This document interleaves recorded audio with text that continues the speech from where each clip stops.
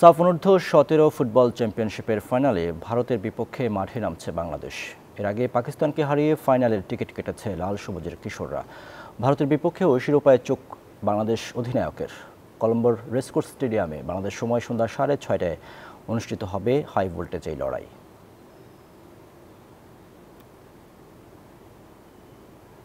চ্যাম্পিয়নশিপে দক্ষিণ এশিয়ার শ্রেষ্ঠত্ব প্রমাণে আজ মাঠে নামছে টিম বাংলাদেশ। শ্রীলঙ্কার রাজধানী কলম্বোতে চলমান সাফ অনূর্ধ্ব 17 ফুটবল চ্যাম্পিয়নশিপের প্রথম সেমিফাইনালে পাকিস্তানকে হারিয়ে ফাইনালে টিকিট কাটে বাংলাদেশ। এখন শিরোপা লড়াইয়ে প্রতিপক্ষ দক্ষিণ এশিয়ার অন্যতম শক্তিশালী দল ভারত। যুক্তরাষ্ট্রের এক নম্বর জিম চেইন গোল্ড জিম এখন আবারও বাংলাদেশে।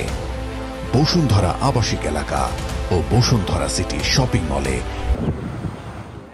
2019 থেকে 2024 সাল পর্যন্ত সাফের বয়সভিত্তিক এই টুর্নামেন্টে 4টি আসরেই শিরোপা বঞ্চিত হয়েছে বাংলাদেশ।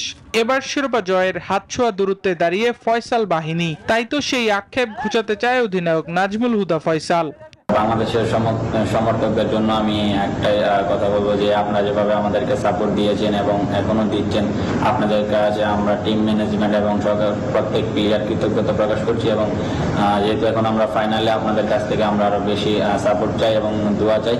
ইনশাল্লাহ আমরা আপনাদের প্রত্যাশা পূরণের মাঠে নামবো। তবে ভারতকে হারানো খুব একটা সহজ হবে না তা ভালোই জানা বাংলাদেশ কোচ গোলাম রব্বানী ছোটনের। শুক্রবার সংবাদ সম্মেলনে বাংলাদেশ কোচ বলেন, ভারতের বিপক্ষে খেলার জন্য তারা পুরোপুরি প্রস্তুত।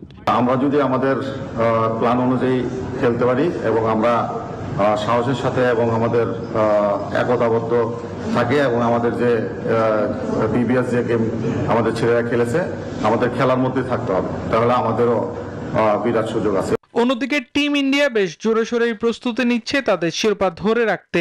নিজেদের সেরাটা দিতে প্রস্তুত দল জানিয়েছে ভারত অধিনায়ক মিডফিল্ডার ডেনি সিং। কলম্বোতে ম্যাচটি শুরু হবে বাংলাদেশ সময় সন্ধ্যা 6:30টায়। আবরার আল দাইয়ান, নিউজ 24।